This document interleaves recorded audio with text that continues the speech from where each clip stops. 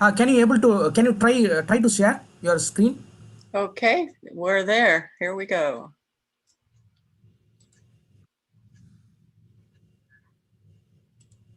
So there, that's the first one, right? Yeah. Great.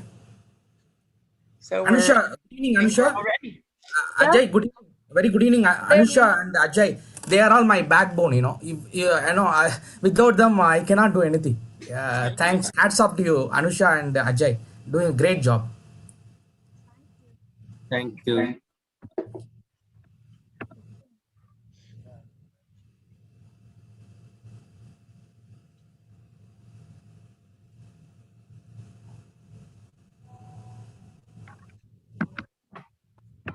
So we have a participant from Tamil Nadu, Mr. John Rehoboth. Good evening.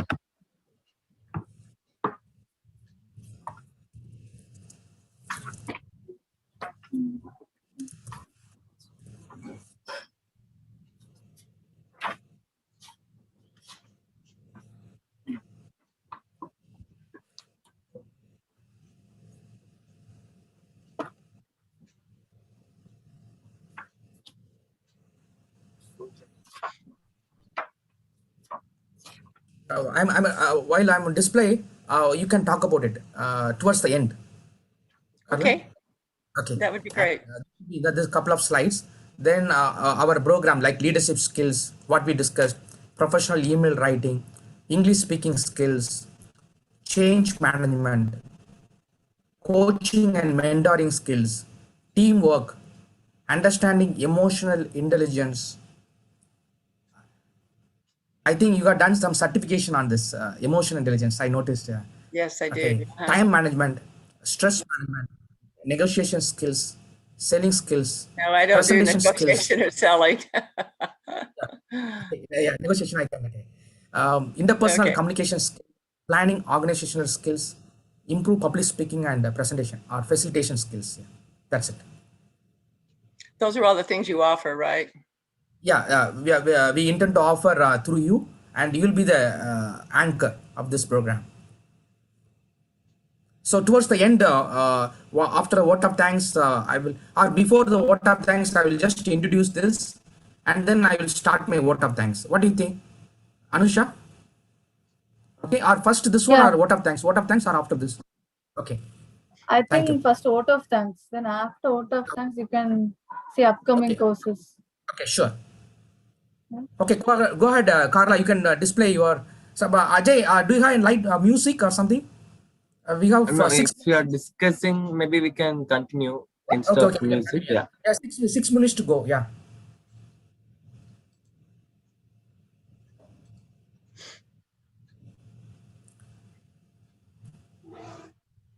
Ajay, you can flash the message in the group that now we are starting now. No, we're going to start. Yeah, okay. I'll do it.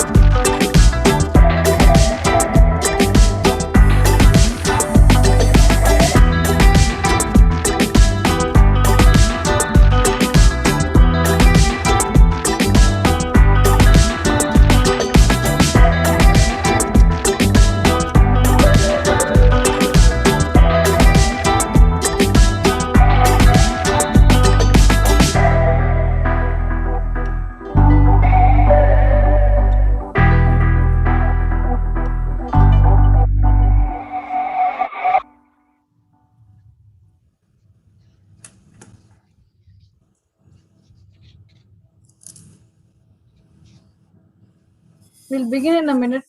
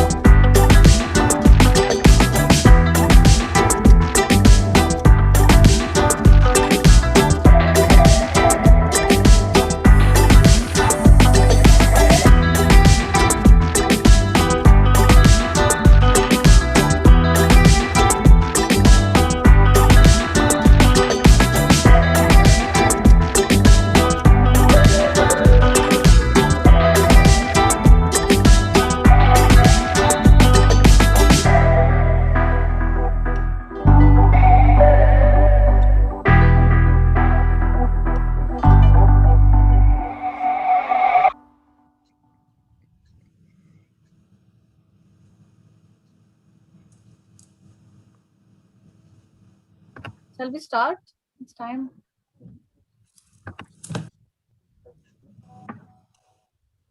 Carla, shall we start? Yes, I'm ready. Okay, great. Okay.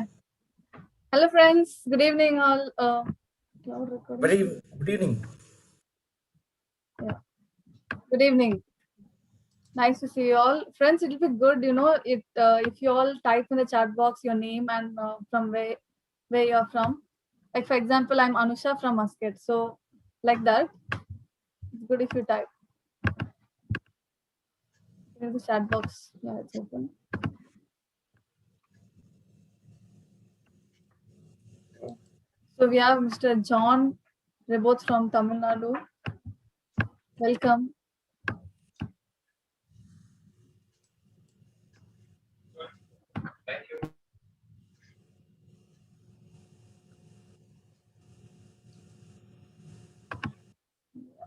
So Mojbeen from Kuwait. Nice.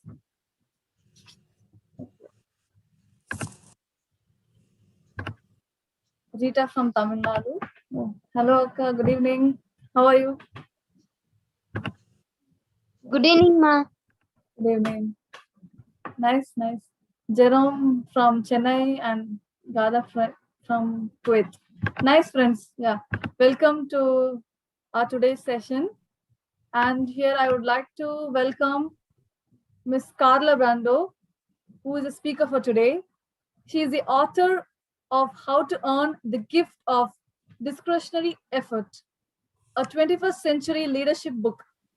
She is a thought leader on how to create a culture in your organization that enables employees to give discretionary effort on a regular basis. She is the CEO of Brando Power Institute, a management consulting firm expertise in 4-quadrant personalities, emotional intelligence, strengthening the touch points between managers and employees, and increasing the productivity of work teams. Her clients includes corporates such as Coca-Cola Enterprises, Panasonic, as well government agencies, including the EPA, NIH, and the FDA. She's a keynote speaker and a certified speaking professional and earned designation given by National Speakers Association. Other designations she has earned and certified facilitator and registered corporate coach. And friends, during the end of this course, you will receive a certificate and the certificate link Google form will be sent in the chat box during the end of the session. Now I would like to, over to Francis Jeyaraj sir for to tell his personal experience about Miss Carla Brando. Over to you, sir. Way back in 2017, I've been to USA by invitation from Human Resource Certification Institute in Maryland. Then I've been to DC. Then I don't know how to land in Atlanta. I landed in Atlanta Hartsfield Jackson International Airport, the world's busiest airport by passengers. You know, such a terrific passengers traffic, busiest airport. I don't know whom to contact, how to land, and I approached Carla Brando, and she willingly came to the airport and received me with a warm hospitality. And we had a very good sumptuous lunch in an Italian restaurant. And she gave me a book called The Precious Gift, The Leadership of One. And I am very privileged and grateful to Carla for having given this book with her signature on it. So if you notice this cover page, a school of fish moving around, and I hope you all guys would have seen the fish tank, how this fish move around and turn, and synchronously, very all in like a ballet, how they dance in a ballet, like that they move around, So they were performing a water ballet. It's called a school of fish. They swim in a synchronized fashion, moving the same direction at the same speed and turning the small simultaneously, all likewise is an analogy. In an organization, we are dealing with we as a participants, I see there are project managers, HR managers, psychologists, you all deal with the people, right? So how are you able to lead as a goldfish, leading all the teammates, keeping the proximity, distancing with each other, and keep eye on predators? Is there anything coming in? And they're communicating each other, protecting each other. Today, I call upon you all of my fellow friends to swim with Carla. She is going to lead us. And this book is all about be the leader people choose to follow, not have to follow.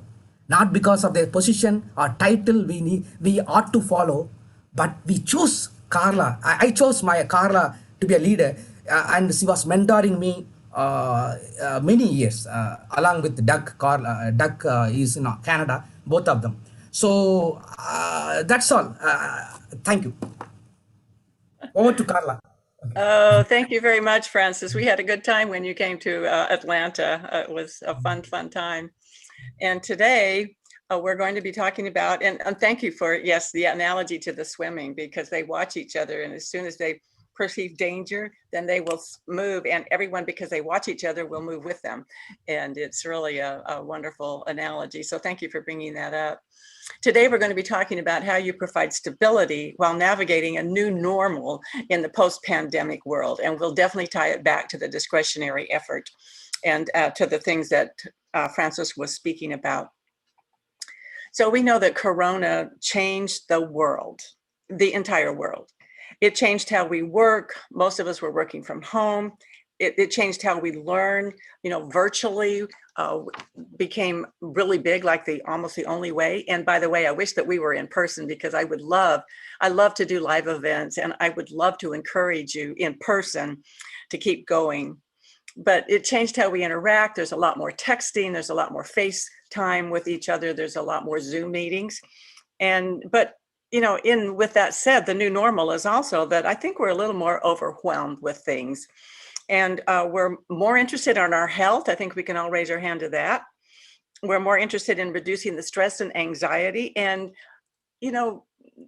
coronavirus caused quite a bit of depression among us, and it caused some loneliness because we were, we had cabin fever. We were locked in our apartments or in our homes, and we didn't really even get to talk to our, in some places we didn't even get to talk to our extended family. So when we look at the new normal, we can separate out our personal things that are happening to us, and we're so glad that we can interact with people more now. But also we have to start looking at what the new normal is for business. And so in the new normal for business, the businesses are more people oriented. And what's amazing to me is that workers now have the upper hand, because burnout is a topic of interest in corporations. I've seen so many articles on how they will stop the burnout of employees. In the next slide, we're going to talk more about that.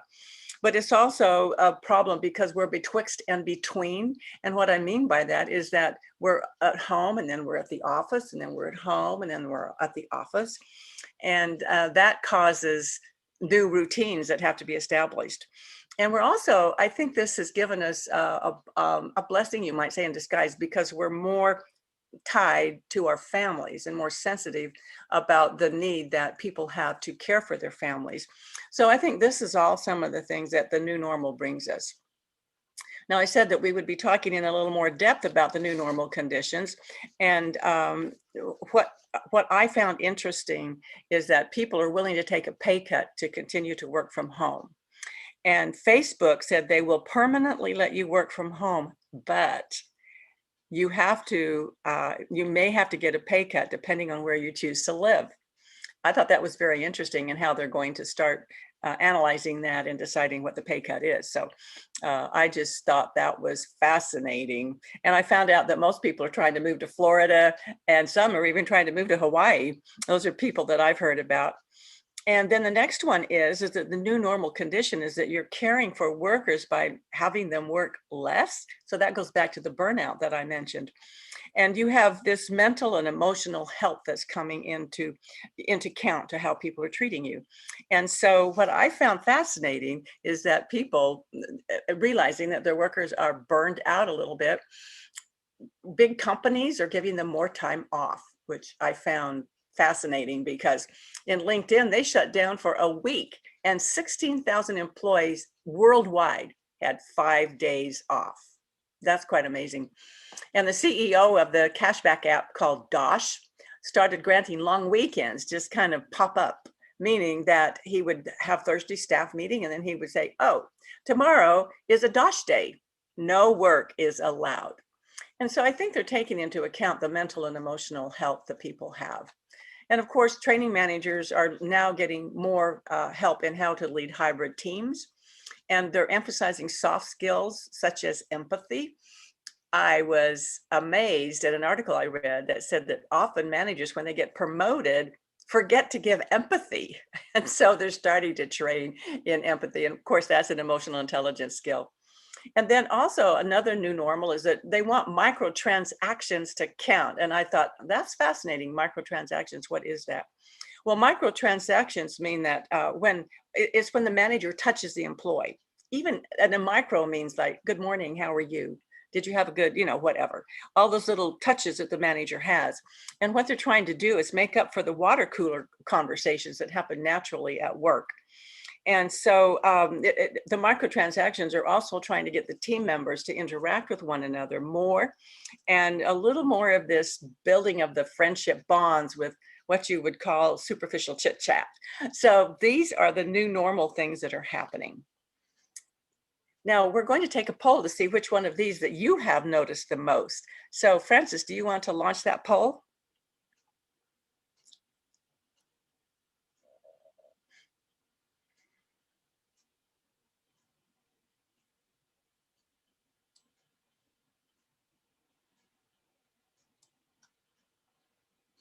Mr. Francis, could you unmute? And yeah. Yeah, the poll has been launched. Please participate and give your spontaneous response. We are given 1 minute.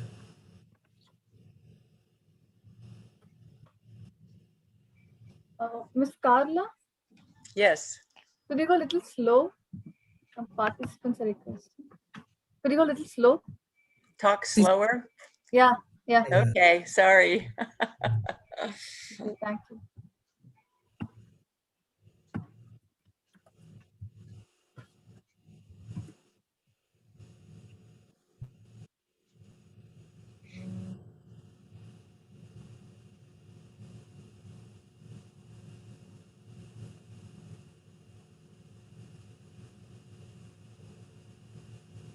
Carla, pace of communication is slow, but I wonder why I do. I speak in a fast manner, but today I don't know because of the time constraint. She's rushing up, but it's okay. We can have very good session, relaxed section today. Yeah. I will calm it down a little bit. I just get so excited to talk to people. Yeah, absolutely. Yes.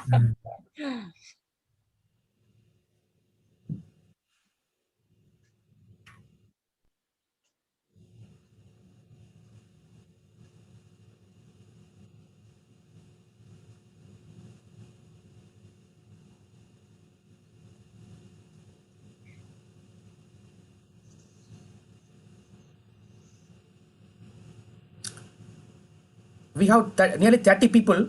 So far, we got only 50% of response. We need more response. All of you, please. It's anonymous. We got only 50%. That means only 16 responded. We need more.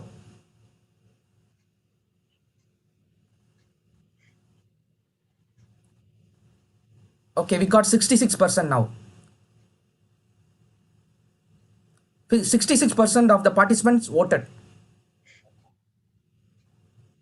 70%.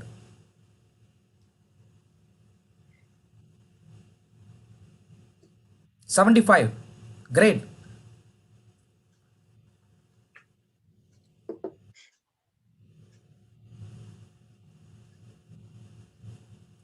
$79.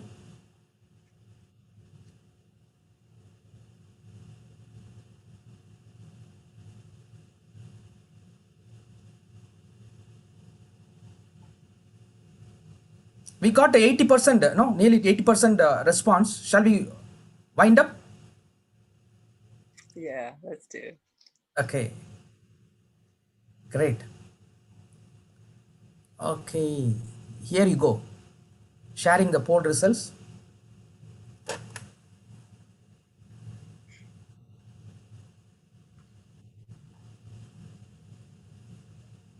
32% are willing to take a pay cut, and micro transactions have increased. Let's see where the 21% giving hybrid, and let me see, 16% said all of the above. Did I read that right?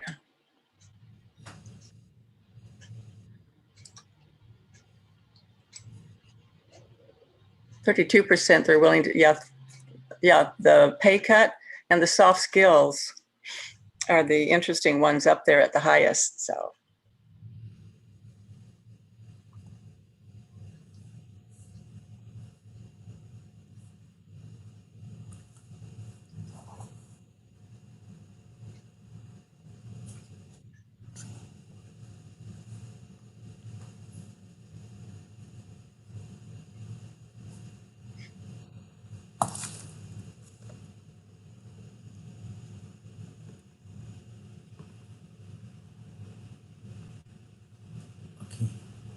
Okay, can I stop?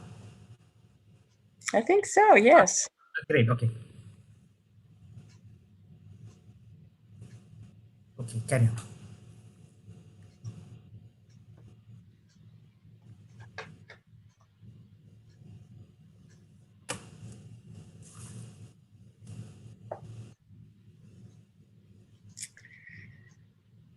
So we're ready to charge on, right?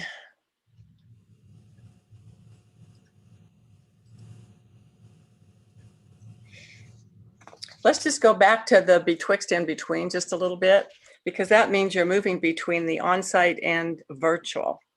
And this brings disruption in familiar routines, but it also brings the idea that you have to establish two routines. one when you're at home and one when you're at the office. And you know how difficult that is. It takes you 21 days to cement a habit. And it's like when you're at home, like, where are my pens and pencils? Where's my, and then you get to the office, it's like, oh, and because you have to have two places to do things, and that causes me distress, okay, because I'm having to have two routines. And then as we look at that, it's kind of like all of the confusion that we've had, and betwixt and between causes this. It's the instability of emotions, confusion, and uncertainty. And I just like to say that when we were quarantined, we dumped this big puzzle out, and it's like, whoa. So I think people feel like dumping that puzzle out because you have those emotions of like, well, I don't know if I can get this done. Do I really want to do this? And so if you can equate, trying to put a puzzle together with all of this emotions that we have betwixt and between, you'll be amazed. And betwixt and between gives you Excedrin-sized headaches, okay? Because you have to maintain the right equipment at home and at the office. You have to keep team members connected. You have to increase the relationships they have in a virtual situation. And you're having meetings with on-site and virtual workers, which is a big challenge. And then you are wondering, like, I want to make fair assignments. How can I make sure they're fair? But you have to some way ensure that deadlines are met, and you have to sustain the regular one-on-one conversations at regular intervals with each employee. That's what we mean by the touch points with employees, by those microtransactions. You have to keep conversations going with them. And then, of course, you have to manage the personalities of individual employees, and we'll be talking about that a little more. So the ultimate result of what we are experiencing, great managers and leaders will be more efficient. They will streamline processes and procedures that may have gotten outdated. They're going to stop the duplication of efforts, and they're going to find a way to leverage technology because technology has become so much more important in this post-pandemic world. So to help you get rid of some of those headaches and to reboot productivity, I want to recommend the principles in my book, How to Earn the Gift of Discretionary Effort. Of course, it's available on Amazon and in the Kindle and softcover. And if you want a digital copy only, you can go to my website and look under digital products. But I wrote this, as Francis alluded to, with Douglas Ross, who has a huge background in human resources. And we tried to make this a holistic book, looking at several different angles, and we came up with a winner here. So first of all, we have to say, what is discretionary effort? So put your definition in the box, if you can, in the chat box. What do you think discretionary effort is, and what does it mean to you? When you first heard that, of course, you have to learn how to say discretionary effort. It took me a long time to let that just roll off my tongue, discretionary effort. Then you have to try to find out, what it means and how to spell it. So what comes to your mind? Does anything come to your mind when you think of discretionary effort? And by the way, I kind of got this idea for discretionary effort because I have done a lot of time management training, and in time management, you have during the day some discretionary time to do what you want to do. And that applies to the discretionary effort, because there's times during the day when you can choose what to do, and hopefully you're going to be giving the discretionary effort, which means you're going to be giving more of the thought process. You're going to be giving more problem-solving ideas. And so that's what discretionary effort is. So let's go down here and just define it. I have mentioned in the chat box, what do you think discretionary effort is? Please, participants, be spontaneous. You can answer this.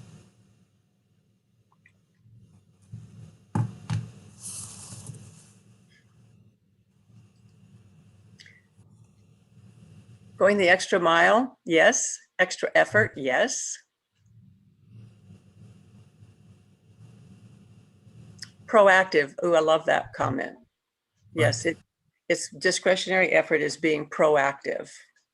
And it can be going the extra mile, but sometimes going the extra mile just means that you stay late. where being proactive, determined by our effort, that's a good answer too, is, in fact, I heard, and this will give you an idea of what discretionary effort is. I overheard two managers saying, oh, you can get her to stay late and finish that report. Just give her Friday afternoon off. And he was calling that she would give discretionary effort. And I thought, I don't think so.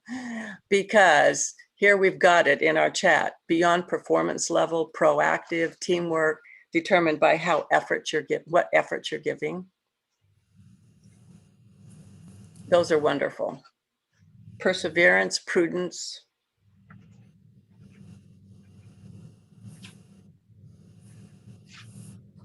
Those are all good. Those are all good.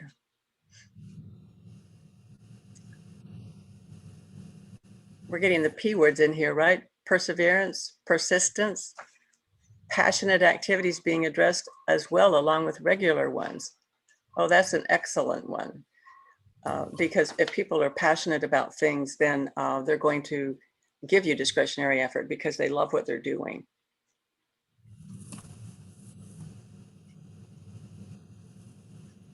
Achieving extra mile, yes. Beyond basic requirement of the job, absolutely. The extra effort because I want to. Ooh, I love that one.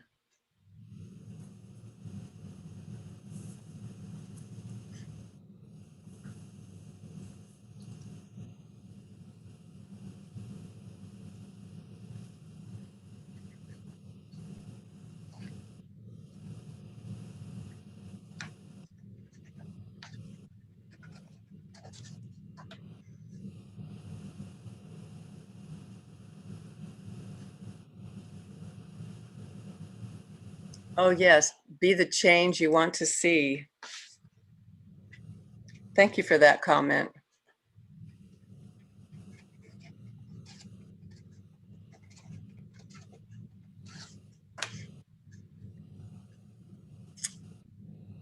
Any other responses? Are you ready to move on?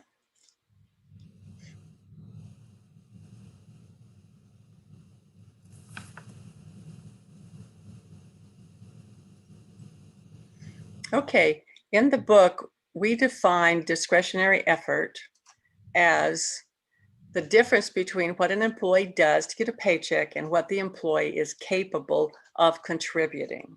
And that was definitely coming out in all the comments that we had. So thank you for those. And you cannot legislate or demand discretionary effort. And why is that? Well, because discretionary effort is a conscious, free will choice employees make on a daily basis, meaning you don't know it and they don't know it, but they come into work and they're saying, how hard am I going to work today? Should I return all those emails that are sitting in my box? I need to talk to my boss, but don't really want to do that. And I sure don't want to return those angry customers' calls or messages. And so, it's like, oh, I really need another cup of coffee. So the discretionary effort is a conscious choice that they make on a daily basis. And what happens, I think this graph will define it and help you understand it very, very easily. Because see, you have a comfort zone down there of people that are just doing enough work so they don't get fired. They're just fine with their paycheck.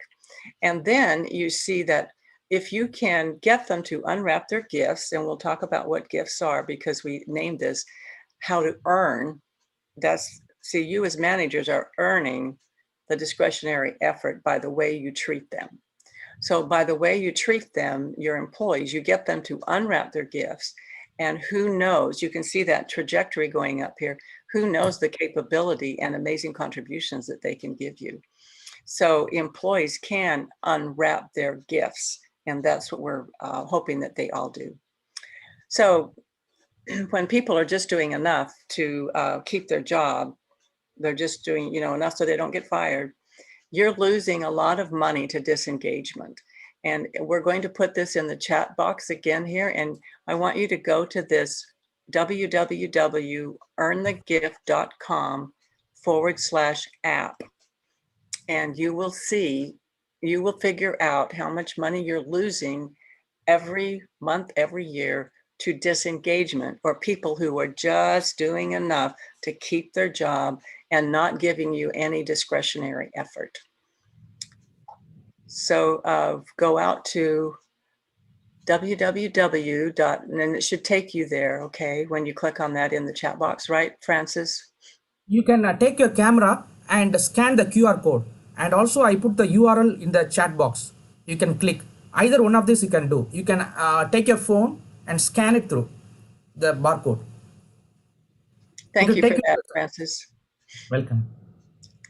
And so when you go there, you're evaluating, their salary and how much time you think that they're disengaged during the workday. And I have to say that, during the workday, we're not computers and we're not robots. So you do have a little downtime. Kind of, I've been working hard for an hour, and gee, I've got to get my energy level back up. I've got to hydrate my body. And so, but what we're talking about is people that just do the bare minimum, and they are disengaged. And some people, there's all levels of disengagement. There's some that are disengaged, and they stay in your company, by the way, because they like their friends, or the work is easy, but they're still not giving you discretionary effort that will move your company forward. So has anyone gotten their figures yet from that app?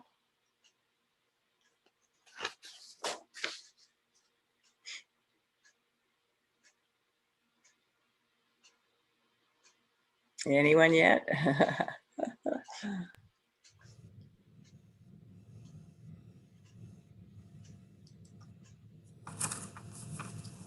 If you've done that, go ahead and put it in.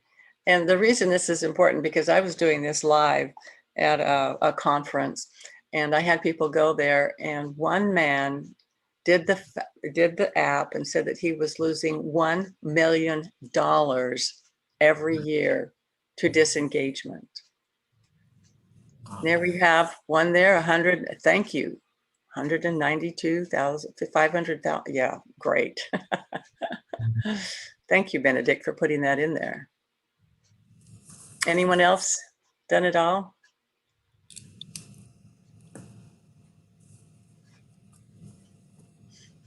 When you can see that you're losing that much to disengagement, the principles I'm going to be teaching you about how to earn the gift are critical.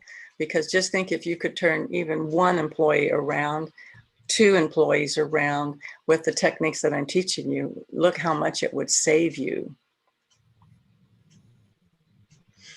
Anyone else want to share? Thanks for letting me know the loss. You're going to work on that, right, Benedict? Does anybody else feel free to use the chat box? Type it there.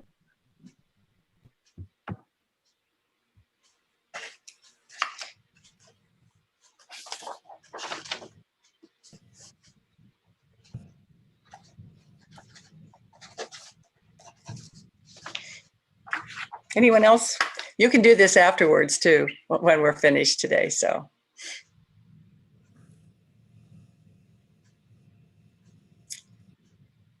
Ready to move on, Francis?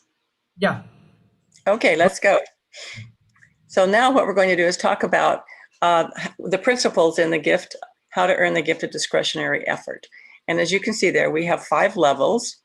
And then the base of this is the work environment of integrity and gratitude.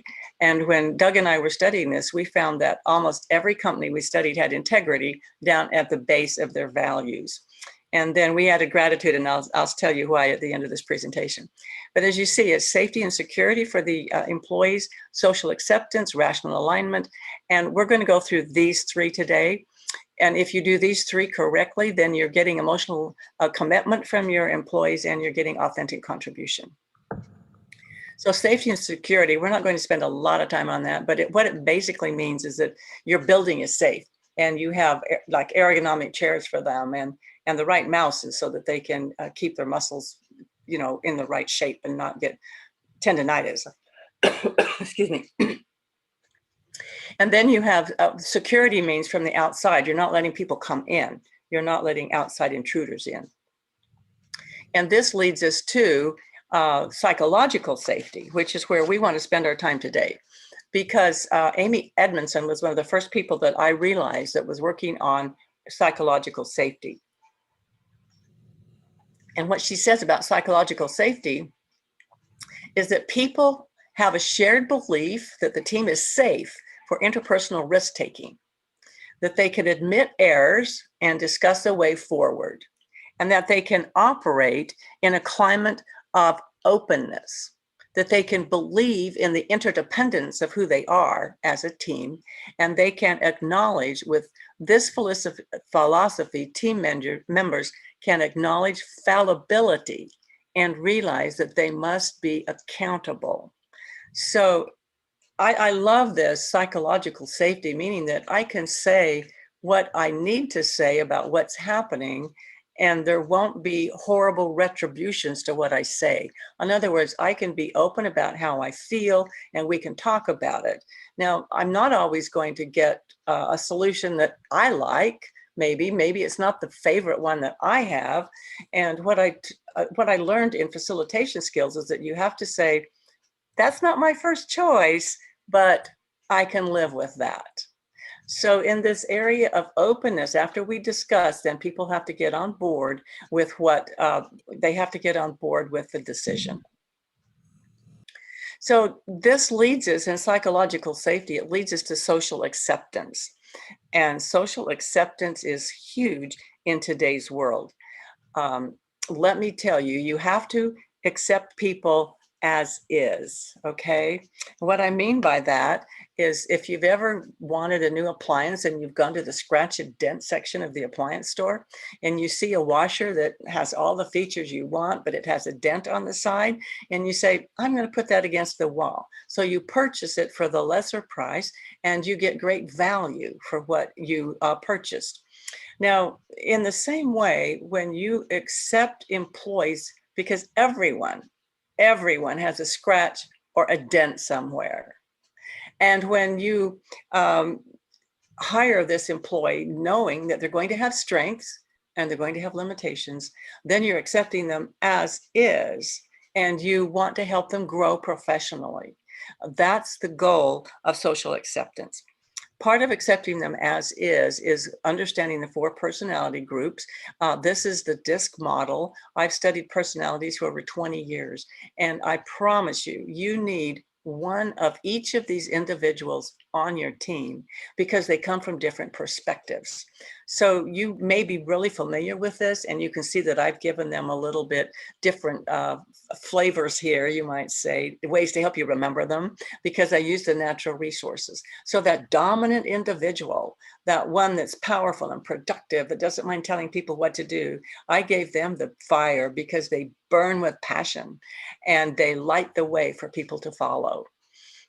And they can burn you, okay? So you have to be a little careful there. And then the I with the enthusiastic energizer, these are the people that are very social and have great verbal skills, and they have a very natural charisma.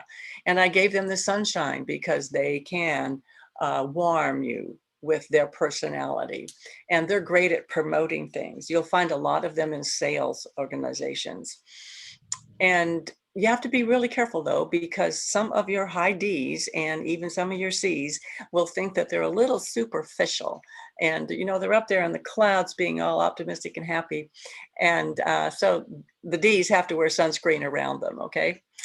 So you come down to the peacemakers, and I gave them the oak tree, because they are mediators, they're moderate personalities, they're steady, they're peaceful, they're cooperative, they're collaborative, they punch in, they do their work, and they punch out. And I gave them the oak tree because they have the ability to hang around, meaning that I have an oak tree in my yard, and the leaves are the last ones of all the trees to leave. In fact, in January, they're losing their last leaves. And so when all these other colors are, you know, well, I'm tired of this, I don't think we can find a problem or whatever, the peacekeepers, those oak trees will still be there working on the problems that you have. Now, one thing you have to understand is that they're moderate, and you have to slow your pace when you work with them. But slowing your pace and taking the time to listen to them will be well worth it. And then you go over to your C's, or your tenacious thinkers, the ones that are very detailed oriented. You'll probably find these people in accounting and in your finance roles. They will dot all the I's and cross all the T's. And I gave them the water because if you can visualize this stream as it's flowing down, it's flowing all around the rocks. In other words, it's filling in all the details. And that's what they do. And so each one of these has a place. Now, most people are mixes of these, and so that makes it a little hard to understand them, but you have to accept their personality as they are. And then you have to look at them as gifts. So imagine gifts stacked around your office. And I love this picture because it represents humans, okay? We're all different. We are diverse, okay? So in today's world, inclusiveness means that you're opening those gifts, that you're accepting that some are heart-shaped, some are rectangle, some are square, and they all have different ribbons on them. That's the way we are as people. And if you can get these individuals to open their gifts, you'll be amazed. And by the way, each one of these personality styles that we have here, each one of these have gifts that are not on their resume. Okay, when you open these gifts, people will have things like perseverance. They'll have things like optimism, and all of those things. When mediation skills, like I said, that green individual has mediation skills. So when an argument's going on in a meeting, they will probably find a way that everyone will be happy with. So get them to open these gifts. So in summary, social acceptance is to care about the employee as a human being. They have basic human rights, and you want to welcome them to the in group. Okay, welcome to the in group. Now, as we kind of look at our pyramid again, we've talked about how they have to be psychologically safe in your company. You have to extend social acceptance to them. Now I want to talk just a little bit about rational alignment, because rational alignment really is so valuable. It's a must after we've been through this pandemic, and everyone is like the puzzle. Remember, you dump out the puzzle and everything's disorganized. Well, now we've got to get back to rational alignment. And what I mean by rational alignment is that you are setting forth a vibrant picture of the future. You're outlining goals with definite steps, and you're making clear assignments to individuals. And this is particularly difficult when you're betwixt and between, when you have some working at home and some working at the office. But still, you as a leader have to set forth this vibrant picture of the future that makes them want to follow you. Okay, so once you set forth this, rational alignment means that now the individual can intellectually say, I agree with the mission and purpose. And this align with my personal purposes and values. And by the way, if people can't rationally align with you, maybe they better sharpen their resumes, because they're not going to be giving you this discretionary effort. So they need to align their personal values with your values as a company. And then they can say, I can intellectually and emotionally support the direction of the company and my assignments.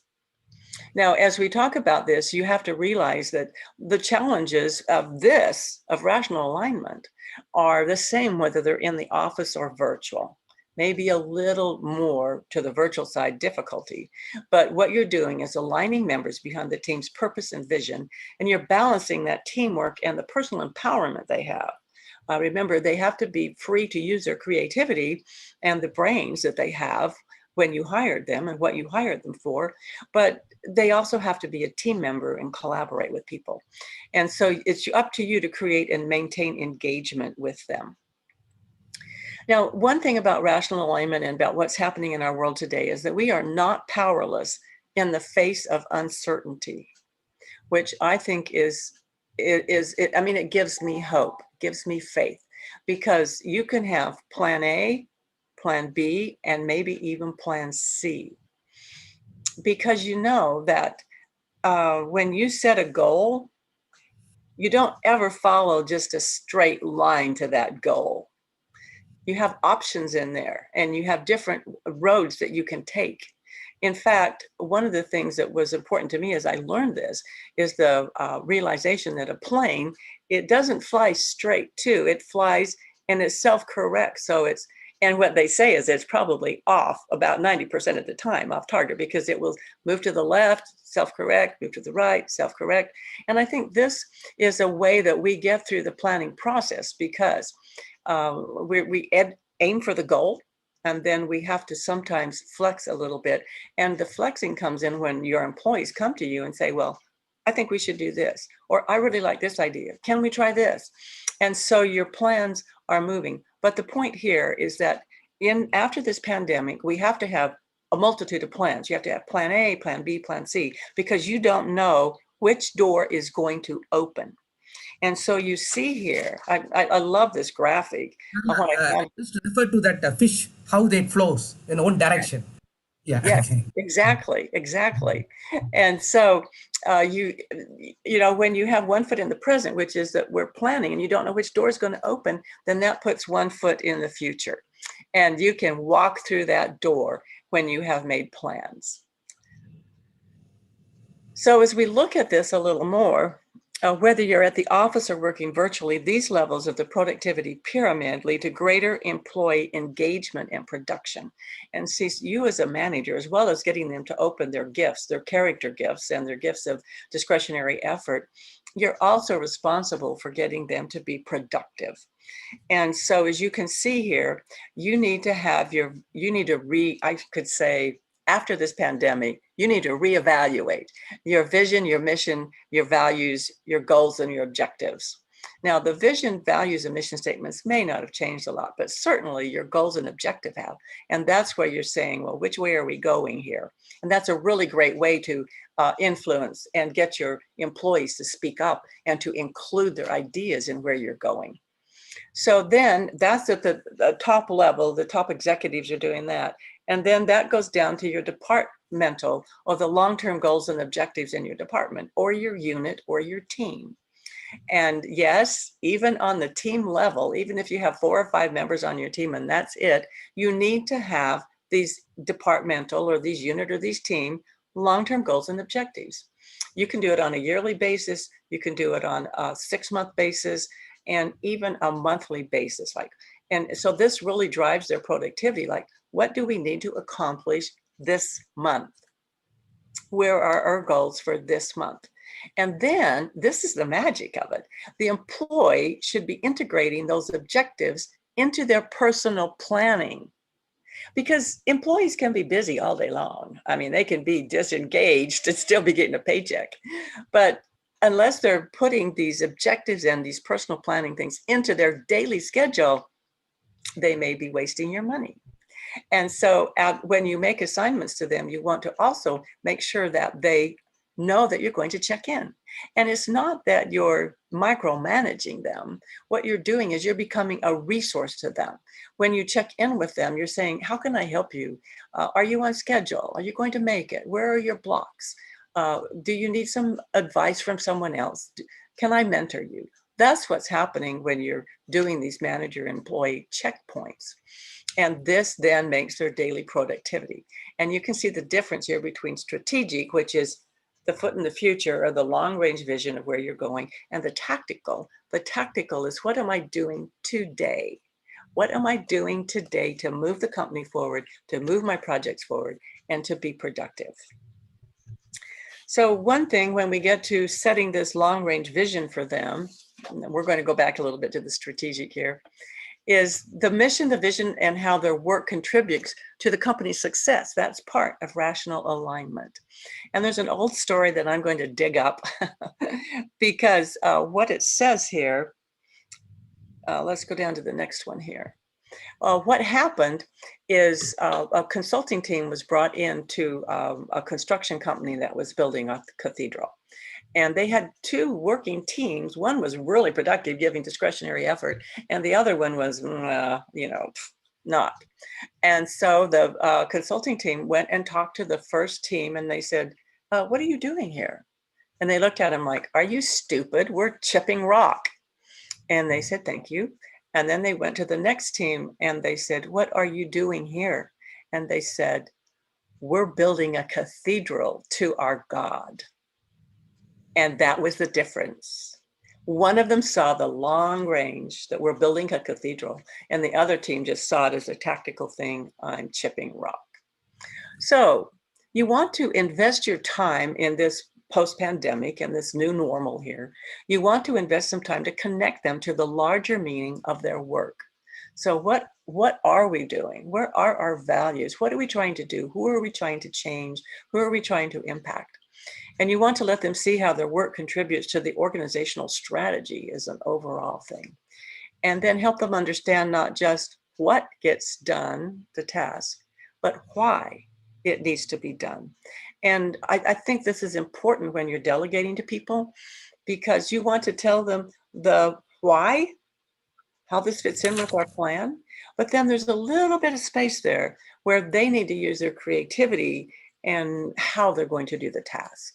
So you give them the task, tell them why, give them the big picture, and you want to give them the big picture because you don't want them to veer off course, because you have some people that are proactive and they may be going where they think it ought to go and not where you needed to go. So give them the parameters, but let them kind of work through and talk to them. You know, include their ideas. That's where inclusion comes, okay? When you can include the ideas of everyone. Now, one other little on the strategic here. I like this analogy because it's like a leaf floating in the water. It has no effect on its future.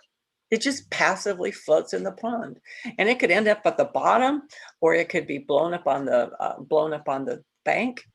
But what I want you to do is be deliberate, have an active relationship to the goals and the objectives of the future, so that your people are engaged. So they're not disengaged. So they're not just floating around throughout the day, but they're rationally aligned with what you're doing, and they are moving up that productivity pyramid because the goals are clear.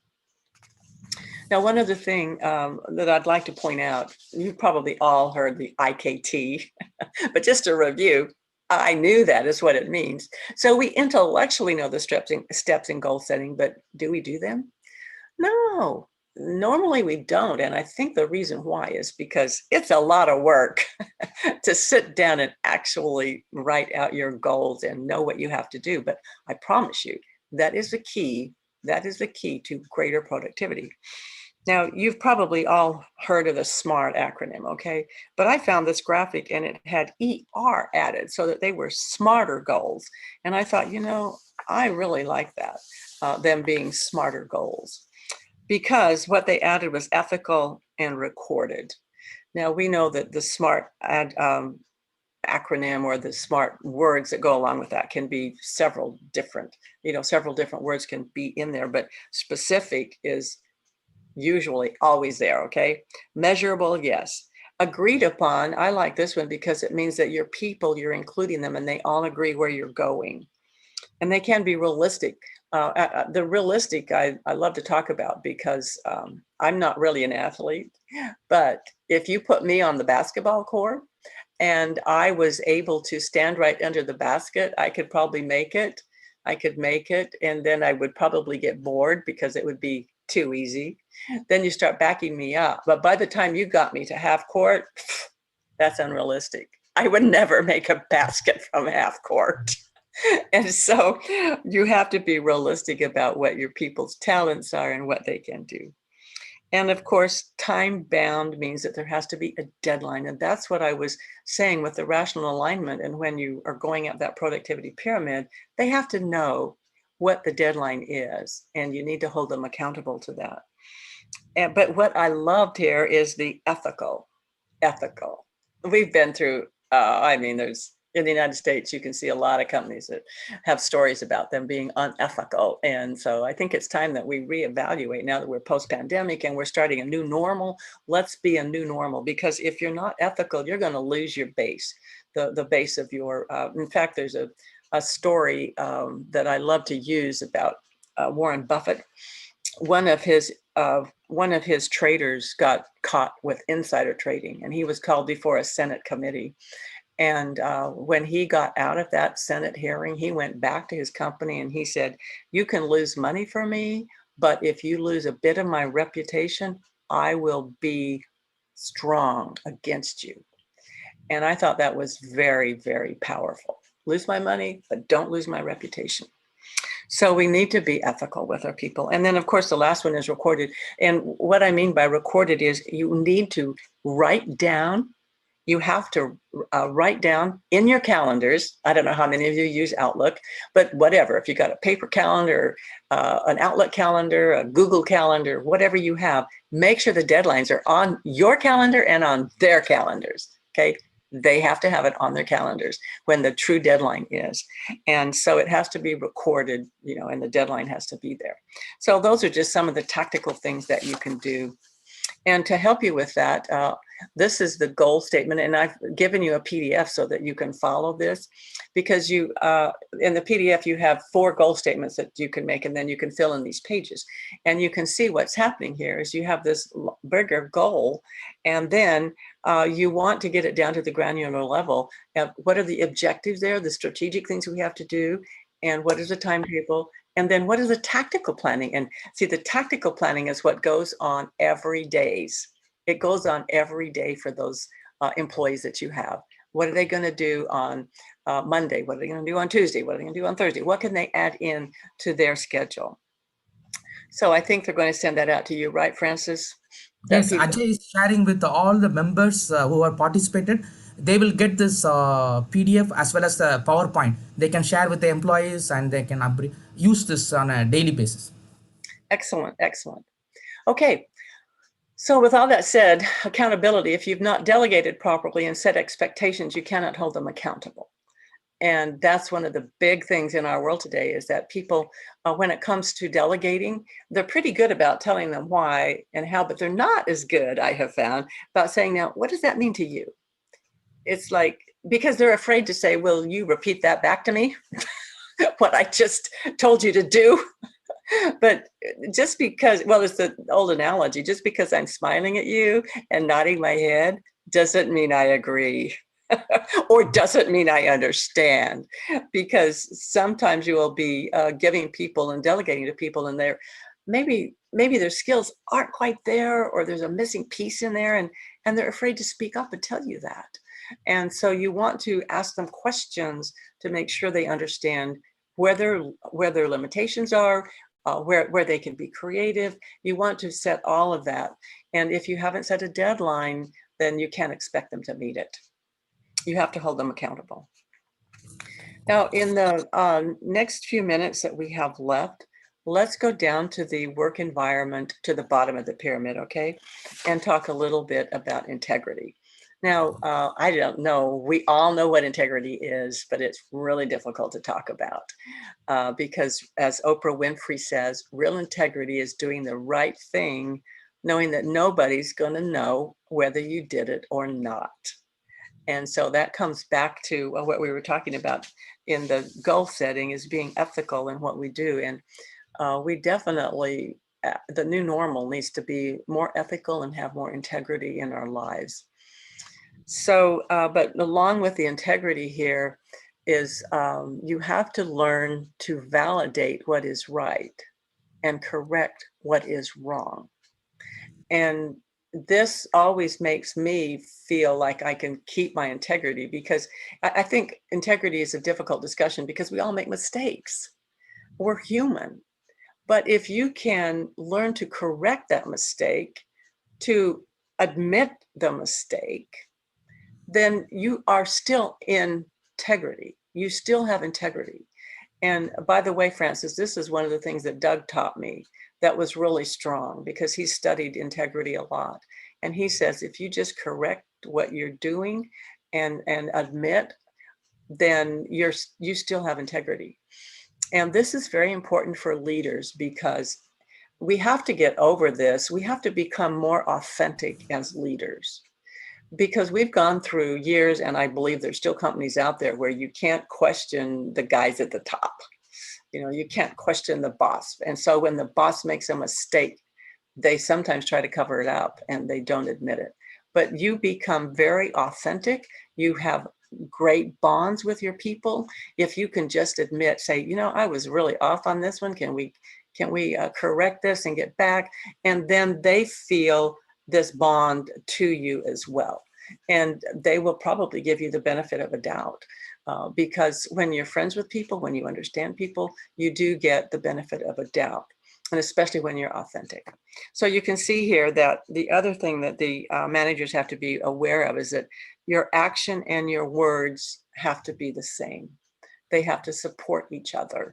And as you learn about that, and as you, so in other words, what we're saying is if you make a promise to them that you're going to do something, you need to do it, or your credibility and the trust that they have in you will go down. And you know that it takes years to build trust. It takes one instance to destroy that trust. So it's very important that we reevaluate the integrity. And by the way, if you're not sure what you should say back to them, to preserve your integrity, I would say to them, give me a day to think about that. And then you can go make your decision and make it in the confines, or in the, you might say, the realm of integrity. So the next thing that we want to talk about is gratitude. Gratitude is not only the greatest of virtues, but the parent of all others, says Cicero. So I think we should have made gratitude first and then integrity, right? So when you're looking at gratitude, what we mean here is that you are saying thank you to people, that you're focusing their attention on what went right versus the inevitable things that will go wrong. Because I don't know if you're like me, but I've had days where it's like, what in the world? Nothing has gone right today. You know, the Microsoft Outlook shut down, the internet didn't work, my microphone didn't work, you know, no sound came through here. I mean, there's just so many things that can go wrong in a day. And so you want to focus on what went right.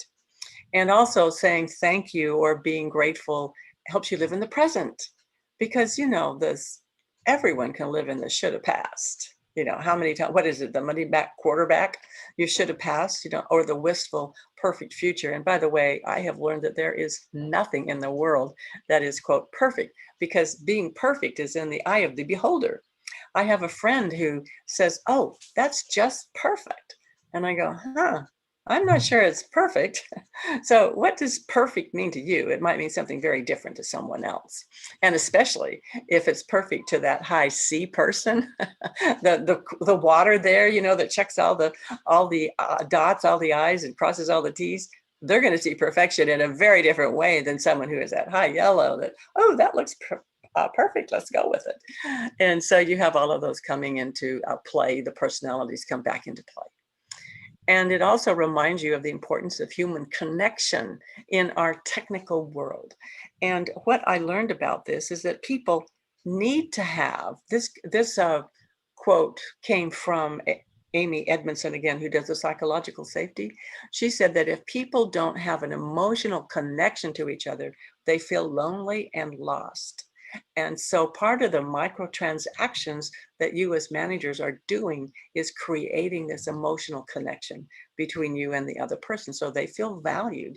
So they feel like what I'm doing here really counts. And by the way, my manager likes what I do.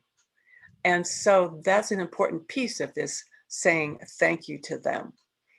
And you can make your gratitude linger a little longer, is what I like to say, is if you will write them a thank you note. If you will, you know, send them a text or send them an email. Acknowledge them in your company newsletter if you have one. Mention them to upper management and give them credit for their ideas. I remember in an association I was working with that I came up with an idea that everyone liked. Now, that's what's unique to me, because usually, and what I found about leadership too, is that I have an idea in my head and I put it out on the table, and I think it's really a great idea, but everyone starts saying, well, you know, we could do this, we could do that. And pretty quick, I'm going like, that doesn't nearly resemble what I was talking about. But what I've learned is that they make it even better. When you include people's ideas, especially if you have these 4 personalities working for you, and you include their ideas, the product gets better. And so I came up with this idea, and the person who was the head of that association, several times for the next month, he would say, this was Carla's idea. And that made me feel important. It made me feel like he valued me. So give them credit for their ideas. And one of the other things is to be in the moment, is to be specific with them. To be specific with them means that you say, you ask really great questions in that meeting. I appreciate the way that you handled that customer. Thank you for being kind too. Thank you for bringing that to the office. And the reason I say this is because several years ago, I gave a presentation and people were coming up to me and saying, oh, that was a great presentation. Really enjoyed that, Carla. Thank you so much. And this one lady came up and said, Carla, you are a good researcher. Now, see, she was specific about what I had done. And I've never forgotten that comment. So whenever you can be specific to them, do it. And by the way, there was one CEO that I remember that would write every day, he would write a thank you note to an employee, a different employee every day. And it made a big difference in the bond that those people had to him, in the loyalty, and into the discretionary effort that they gave him. So leaders point to a desirable future, and this is the key point. They make people want to join them. And I think you can see how this comes back to personalities again, because you have your dominant D that knows where you're going, but you have that yellow that is verbal and excites people and wants to get them on board. So, and often you'll see leaders have that combination of the D and the I, so that, and they're very powerful leaders that way because they're visionary. They are going to help you design a better future. They're big picture thinkers. They set the organizational strategy. So you see where the mix of personalities come in, because the blue and the green people, your water and your oak tree, would be really good at writing things down and making that organizational strategy. They can initiate change. They take an intentional approach to the future. They set the organizational tone. They can engage and excite people around them.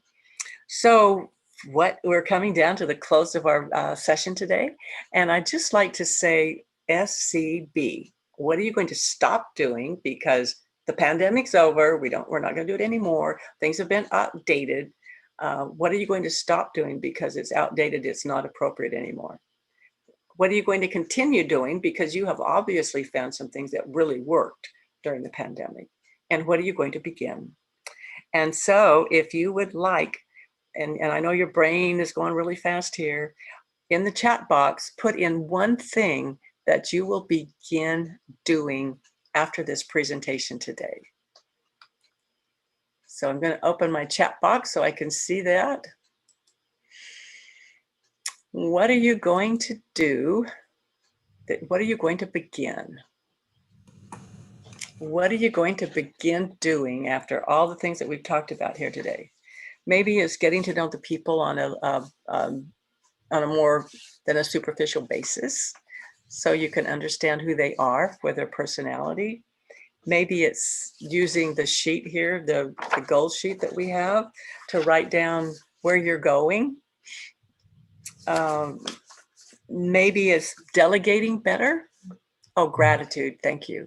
Oh, yes, thank you. I'm going to try and send thank you notes. Gratitude as this pandemic is a blessing in disguise. Oh, beautiful comment. Yes, it is, because we have so many things that we can be grateful for. See people as they are. Yes, thank you. They have gifts inside of them. Gratitude and self-reflection. Setting smarter goals. Yes, we can all do that. It just takes so much time. Health goals, thank you. Improve my team engagement, timely acknowledgement. There is no such thing as perfect. Oh, thank you. And can we go back to the personalities for just a minute? The blue water personality is someone that wants things perfect, and they will get a little depressed about it. So if you have some of that perfectionism in it, let it go. The other colors don't worry about being perfect, but the blue does. So thank you. Let go of perfectionism. I'm going to become a new leader with new leadership. Thank you, Rita. I will give an honest and sincere appreciation to my employees. I was just coaching a group. A woman was leading this group, and she wanted it to be like a family. And she was really concerned about everything about their life, and it made them very loyal to her. Qualify genuinely with right and meaningful words when expressing. Oh, that's great, Benedict. Thank you. When expressing gratitude, to use specific words, meaningful words to that person. These are great comments, Francis. Great. Are you capturing these so that you can send them out to everyone? Absolutely. Yeah, I can send it to everyone. Yeah. The chat has been saved. Yeah. That's great, because everyone can look at these and say, I can do that too. Anyone else want to share?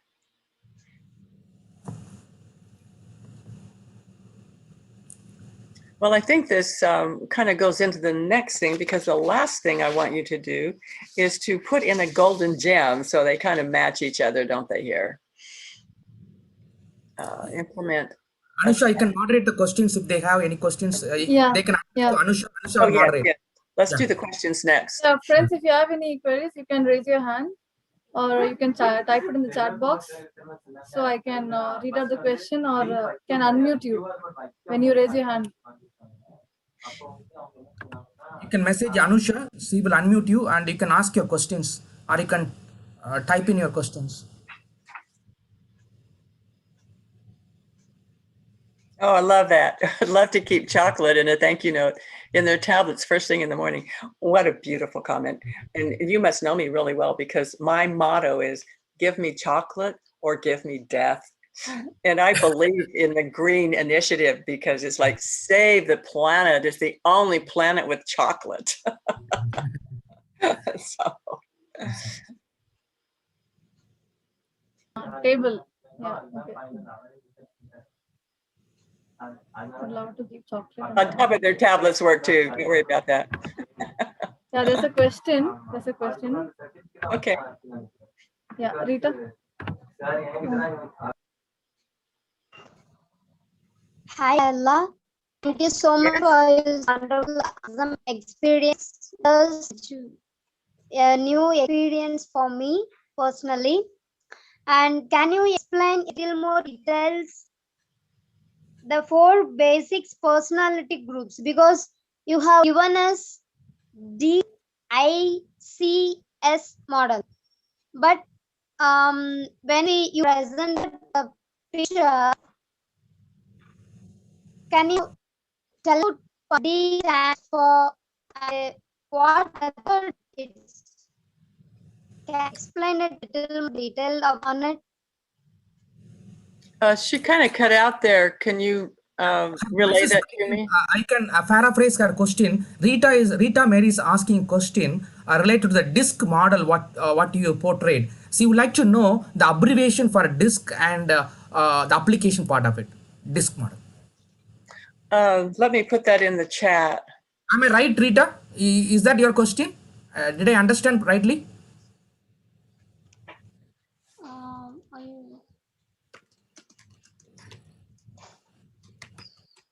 You can use a chat box. So she's asking about this, Yeah. Yeah. Let's see. Actually, there's a method, acronomy method and abbreviation method in some places like March. My question is, D stands for what? Then I stands for. In that method, I'm coming to clarify my doubt. Let's see if does that answer it for you? So in the chat box, Carla has mentioned D is for dominant, and I is for influencer or interactor. S is for steady and stable. C is for conscientious. Conscientious.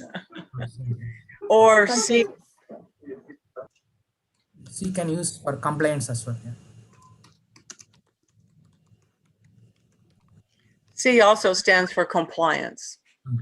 It kind of depends on who you. I think, is that more what you've been learning? Somebody's asking Anusha, Benita, Benito. Benito in chat box. Wait. Yeah. Would like to add health targets in ITP? Your suggestion, please. You can unmute Benito. Let her elaborate. Yeah. Sure.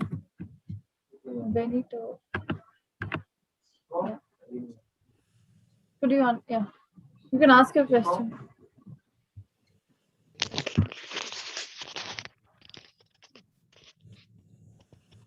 Am I audible? Yes, sir. Would like to add health related targets in the individual development plan. How would organization will look into that? How it can be implemented? Is it possible? And just looking for suggestions from experts.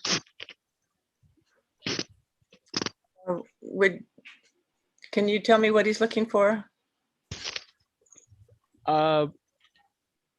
We would like to introduce health related targets, like people, the COVID has alarmed the importance of health of the employees, all the stakeholders of the organization. So we were looking for a program where we can introduce health targets, right? Reducing BMI or any health related parameters improvement as a target in the IDP. How the organization will reflect on this? We have done a couple of brainstorming sessions. It doesn't come up well. Just looking for your suggestion, Carla. And how to implement this? No. He's asking about related to the individual development plan, how he can incorporate the employee well-being aspects as a parameters to measure. Yeah, that's what he's asking. So you're interested in the well-being. Am I right, Yes, Benito? yes, Okay. Mr. Frank. Yeah. Well-being in the employees is very complex because you have the well-being of them with their family, you have the well-being of their mental, you have the well-being of their emotional, you have the well-being of their financial. And so what you want to do in your policies as a company is to make sure that they have access to the proper insurance care and access to, as we were saying, the days off, the time off, and taking care of their emotional well-being as well as their psychological safety. So it comes to talking with them and being direct with them. Does that help you? Yes, true. That is one definitely important aspect. If anyone wants to email me, this is my email. We put that in there.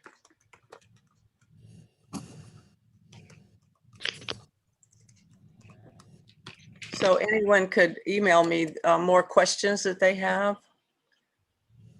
Yes, ma'am. Thank you. Friends, if you have any queries regarding this topic, you can contact Miss Carla through mail ID, which is given in the chat box. Friends, if you have any questions, you can raise your hand or type it in the chat box. Or else we can end the session. Okay, let me give a vote of thanks. Carla Brando is a CEO of Workplace Power Institute. She spoke very well today. One of the participants, Mr. Balaram, is manager for Inchcape shipping company. It's a multinational global company. He's a very seasoned professional. He has mentioned in his remark, in the comment, he has mentioned he will be introducing a thank you note for all the employees. As Carla mentioned, the CEO writes a thank you note to all the employees every day. So he has taken the point very seriously and he is going to introduce that point. Bravo, Mr. Balaram. Kudos to you. And Carla Brando is an internationally known corporate trainer, as you all know, encountered with her today. And she's been consultant and keynote speaker and executive coach as well. I can make a presentation, small presentation about her deliverables, what she can do with the DISC profiling, how she can apply the DISC profiling in your own organization, all that. Carla, you can pitch in now. Oh, right. What I do in my professional development coaching that I do with people is to give them the DISC And the driving forces is a complementary assessment to that. The DISC is, as we were talking about the personalities, the driving forces is what is inside of you and what drives you. And so they make a nice mix of understanding the complexity of your personality. And then we do have a DNA that goes with it, which is the DNA is what all the skills that you've learned, which is great if you're trying to, you can give this to people if you want to promote them, you can kind of see what skills they have. But then I also do 360-degree assessments, and I do emotional intelligence with people. And so those are the things that you get in professional development coaching. And then the phase 2 is, of course, when we do the one-on-one, after we've done and we've learned all about you, then we do about 6 months of coaching to help you reach your goals, the which you set. So Carla is going to anchor the programs like leadership skills. Go ahead, Carla. Oh, yes, I could anchor these programs for you in leadership skills because it would be built on a book, also on email writing. I do Outlook especially, and email, how to write them better so people actually respond back to you. And English speaking skills, yes, we can help you with that. And change management, definitely how to earn the gift of discretionary effort is about change management. And we can help you change your culture. And then coaching and mentoring skills is how you coach and mentor the people around you and help them improve. Teamwork, definitely. I've got a lot of interactive activities. Understanding emotional intelligence, yes, that's very important for us to understand, especially post-pandemic, where we're trying to show empathy. You have done some, Carla, can you brief about the certification you have done for this EI? Especially you have mentioned credential. You are certified EI consultant, is it? Emotional intelligence. Yes, I'm You have certified. done some. It's Okay. I'm certified in the EQI 2.0. It's Great. that's what I'm certified in. Oh, and time management, yeah. Time management is one of my pet topics. And stress management, oh yeah, I wrote the book, Wake Up the Winner Inside, to help me get over my stress problems. Negotiation skills are important. Selling skills.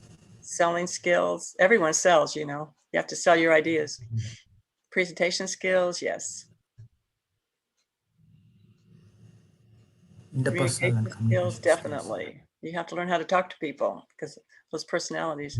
Planning an organization, yes, definitely. Public speaking. And public speaking skills, yeah. Even if you're just presenting to your team, you need to up those skills. So there it is, everyone. A lot of appreciation has come in. Anusha will moderate all that comments in the chat box. Meanwhile, I will just narrate, summarize what you have spoken today. You talked about there are around 35 participants participated today. You have spoken about people are willing to take the pay cut, provided you can mute all the participants, Anusha. Carla spoke today. The highlights of Carla's today are willing to take up a pay cut to continue to work from home. And while we conducted the poll during the presentation, there were 37% of the participants who are present today. They agreed they 32% they said they're willing to take the pay cut provided they were willing to go for a work from home. Is that mean the work is not engaging? They would like to work from home despite having a pay cut. That means work is not effectively engaging. That's the insight. Then 21% microtransactions agreed. Then 21% they said teams, hybrid teams. And Carla spoke about Betwixt and Between bring instability and the existence of confusion, uncertainty, and doubts. We are living in a VUCA world, and she started with the pain area, problem areas, what we are going through right now, the pandemic situation. And we learned about the discretionary effort. Many of the respondents, participants, they spoke about proactivity and be the change what you see in the world, and going the extra mile, and she highlighted the 4 important points, like building the pyramids, like safety and security, providing the security for the outside intruders, providing the basic secure environment, and she talked about psychological safety. During the pandemic is very important. The sense of belonging, being close with one another. We started with you imagine that fish, moving along, and then keep an eye on each other. Is there any predators are coming? All that. So it's an analogy. And social acceptance, of course, she talked about, and she highlighted the DISC model: dominance, influence, steadiness, and compliance factors. Different types of personality. We all need to work together as a 4 types of personality. Diverse workforce, we need to embrace the diversity, inclusion, people to open the gifts. We have, everyone is unique, everyone is gifted with the unique gifts that has to be unfold, and we have to help them to open the gifts. And we most of them are HR background, HR managers and psychologists. You all agree, whatever we are putting in the CV, it's not good enough. We cannot comprehensively put all our talents, who we are really. The gift, a true gift, that is hidden. So the 80% of the effort has been hidden. Only 20% has been whatever we are doing. The 80% is the discretionary effort that has to be leveraged. That is what Carla is doing, the noble job. And rational alignment, she talked about, is a very must. The rational alignment, purposeful being. We are all having a puzzle in the pandemic. We are all confused what to do, what holds for tomorrow, we don't know. Uncertainty prevailing. So vibrant picture of the future and communicating the vision and mission of the company and creating the sense of belonging is the need of the hour. People are rationally aligned and follow you once you have the clear direction and the vision in mind. The leadership plays a very crucial role. That's what it touched upon, rational alignment. And then she talked about, we are not powerless in the face of uncertainty.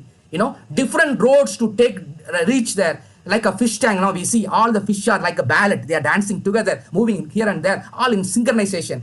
So as a leader, how you pull all together in a one direction, that's a challenge now. And she talked about beautifully linking in a pyramid. The pyramid, the weightage is given. If you carefully notice the pyramid, the bigger percentage is given in a vision mission. Building the vision mission that leads to KRAs, key result areas of the company. Then building the management by objectives, linking the managers and the employees checkpoints, and also daily productivity, tracking the daily productivity, key result areas, KPIs. This is all she talked about. And then she talked about wonderful, the cathedral story. I really impressed me. There are 3 teams working, and the passerby is going along. He's asking the first team, what are you doing? This team is I'm just putting bricks one after the other. And then went along, same question being asked. He's saying, no, I am just building a wall. The third team, they are responding, no, we are building a beautiful cathedral. So millions of people going to come and they are going to worship such a revered place. So they such a descriptive answer they give. You see the beautiful the cathedral has been built, and those workers had an end in mind. That's what she beautifully narrated the story, and it's really it impressed me. And leaf floating, leaf floating. We are all like a leaf, floating around and moving in a different direction, pulled along. But we need to have a deliberate attempt so that we can achieve, whatever we wanted. We can figure out our purpose in life. So the practical tools he has presented with goals, and what I liked is the SMART: specific, measurable, agreeable, realistic. And then this is what we all know, SMART goals, we all know. But then she said ethical and recorded. These things really new eye opener for me today. The new normal, which is demanding the ethical behavior. And Warren's stories, he mentioned he is willing to lose money but not the reputation. And Carla, along with Doug who is in Canada. Both of them authored these two books, Leadership of the One and the Discretionary Effort. All the books, the crux of the matter, the fundamental principles are relying on the integrity and ethical aspects. That's amazing. And the goal statement, how to build the strategic objectives, timetable, and tactical planning. This sheet, the Ajay has prepared a PowerPoint presentation. It will be shared with the WhatsApp group. All the webinar participants will get this sheet so that you can work on with your team, and also it will be very useful for you, to track. And she has given this template. And integrity, we need to validate what is right and correct. Perfect. Being a perfect is eye of the beholder. Being perfect for me is something different. Anusha has different perspective. So credibility, your actions and words support each other. Is it having a synchronization? And gratitude, saying thank you feels like showing a good vibrations. Way back in 2017, she received me in the airport as a good gesture, and she showed the seed that day. And I am really grateful, indebted to her for that kind of hospitality she provided. So it's very important being grateful to whatever we receive, and make grateful linger longer. And finally she concluded with the SCB formula. And what would you like to what you like to Stop. continue to do, and what would you like to stop? It's very important. It's very important. But you see, you cannot continue sustain or persevere with the new goals if you're not able to get rid of your old habits. You have to move out of the status quo. You have to, what are you willing to stop doing? That's very, very important. See, very important. And what you continue to do, the C stands for continue to do, and what you like to begin. And Anusha, over to you. And she will talk about all the chats, whatever's coming. Yeah, thank you, Mr. Francis. You have made it very nice. The session it was very easy to understand also. Thank you so much for putting into points the session. Welcome. Yeah, and we have got many comments in the chat box about the session, that it was very informative and amazing speech. Thank you so much, ma'am, for the lot of insights, new insights for leadership from Ms. Rita, and Ms. Alfonso has put. Thank you so much, Carla, for this wonderful session. It was very informative. Yeah, great. Yeah. It was a pleasure to be with all of you. Thank you so much for inviting me. Mr. Francis, you're muted. See a lot of kudos and appreciation in the chat box. Chat box. And we will be sending you the presentation PDF version, and also the template of goal setting to all the participants. We have a series of workshops being lined up. Anusha will be talking about 30th of June there will be a session on book review, and then the first week of July we have the CEO from Accenture, Mr. Leo, and he's going to talk about how to lead in the VUCA world. Things that is going to happen, and I would like all you to stay connected. We have to, like a fish, we all need to move together. Carla, like leaders can now lead us in a right direction. Thank you, Carla, for the wonderful session, and you being consulted willingly came forward and presented so well, and really I'm grateful to you. If any of your participants would like to express your gratitude, you can go ahead. Unmute all, Anusha, they can talk about.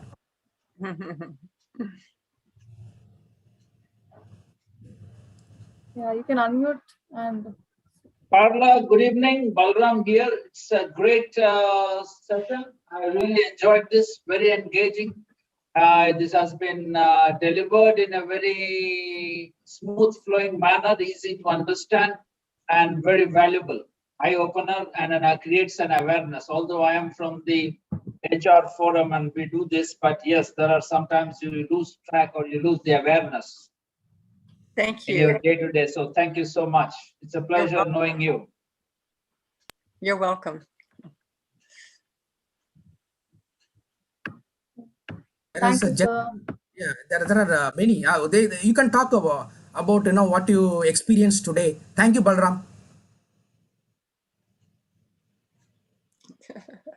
Thanks so much for this full session, because even though we are from different background, but this is the first time I am listening to a new experience of a person who is talking from USA, okay, in a professional way.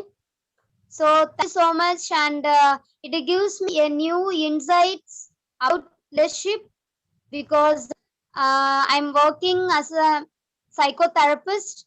So it helps me to lead a group where I am giving therapies.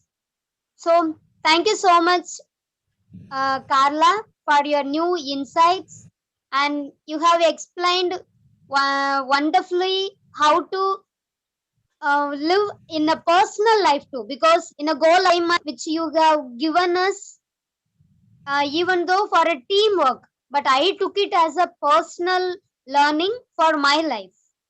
So thank you so much, Carla. Thank you, Rita. I see participants Binoy, HR executive from Dubai, and also Niroshan from India, assistant manager in bank, works in bank. Maghjabin is an executive in Kuwait. You can unmute yourself and talk about it. And Vensi is an entrepreneur, very seasoned professional. There are many others I can see. Binoy, you can unmute yourself. What is your experience? Benedict. And Lena is there.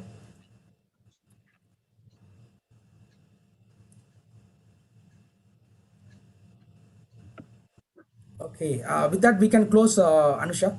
Yeah, meanwhile, I have posted the Google form in the chat box for certificate. So you can click that and fill the certificate. Friends, I hope you all are there in the WhatsApp group, Pro HRD webinar group. You can send the link as well, Ajay.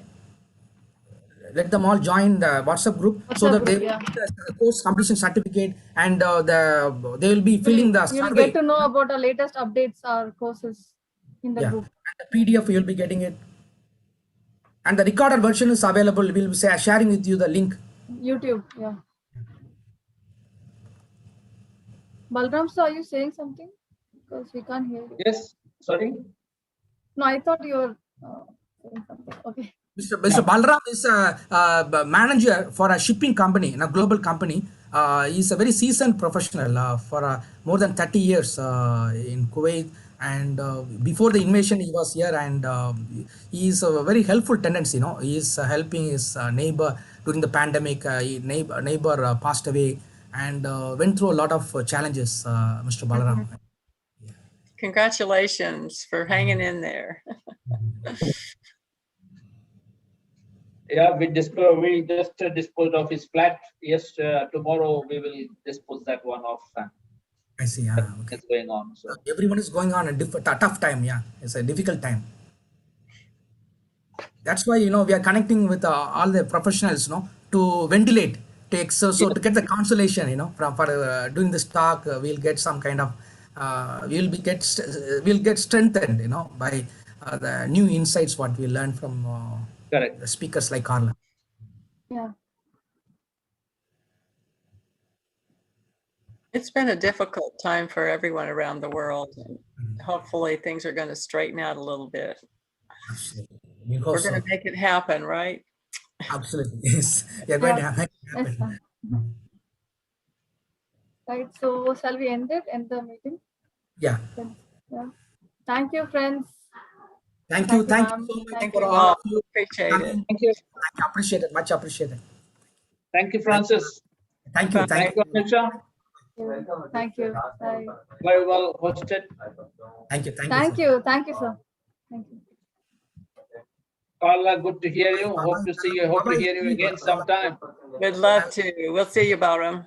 I think you are beginning your day. Have a great day, Carla. We are all winding up. Yeah.